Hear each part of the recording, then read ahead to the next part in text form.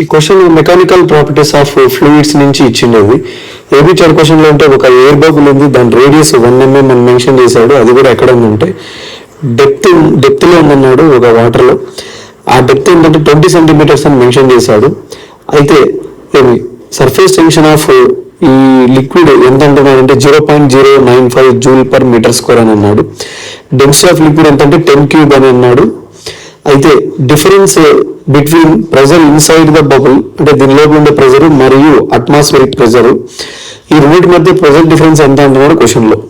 Atmospheric pressure ఎప్పుడు కూడా downwards act అవుతూ ఉంటుంది. ఓకేనా, దాన్ని నేను PO అని రాస్తున్నాను.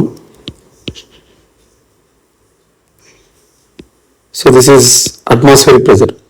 What is the total pressure on the bubble అని అన్నప్పుడు P inside is equal to దీని యొక్క ప్రెజర్ ఒకటి ఉంటుంది PO అని ప్లస్ ఈ హెచ్ డెప్త్ ఉన్న వాటర్ యొక్క ప్రెజర్ కూడా దీని మీద ఉంటుంది. వాటర్ ప్రెజర్ ఎంత అంటే ρGH, ఇక్కడ ρ అంటే డెన్సిటీ ఆఫ్ ఎర్త్, G అంటే acceleration due to gravity, H అంటే డెప్త్ అనమాట.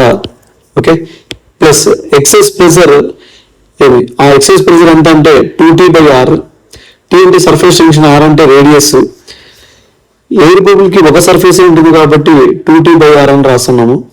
అదే సోప్ బబుల్ అయితే 2 సర్ఫేసెస్ వస్తాయి, అప్పుడు 4T/R అవుతుంది. ఇక్కడ అడిగింది ఏంటంటే difference between the pressure inside, లోపల ఉన్న ప్రెజర్ కి మరియు అట్మాస్ఫియర్ ప్రెజర్ కి డిఫరెన్స్ అడిగాడు.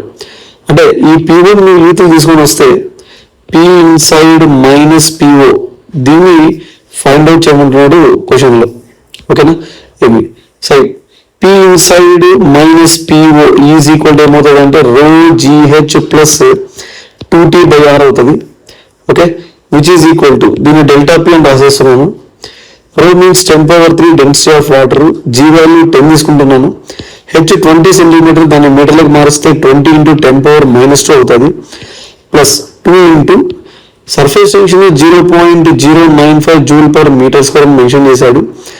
రేడియస్ 1 mm, ఆ mm ని మీటర్లోకి మారిస్తే 10⁻³ మీటర్ అవుతుంది. ఓకే, ఇక్కడ జీరోస్ ఏమేమి క్యాన్సిల్ అవుతాయంటే 10⁻² అండ్ ఆల్సో ఈ 2 జీరోస్ 10⁻+2 అవుతాయి టోటల్ గా. సో ఇంకా ఏం మిగిలిందంటే 2 × 10⁻+3 ఉంటుంది, ప్లస్ 2 × 0.095 10⁻³ పైకి వెళ్తే 10⁻+3 అవుతుంది.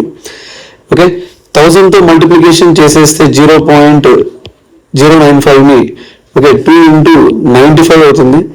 సో 2 × 10⁻³ 2000 అవుతుంది. So 2000 plus 2 × 95 is 190. Totally the pressure difference is 2190 Nm/m² అవుతుంది అనమాట. టెంపరేచర్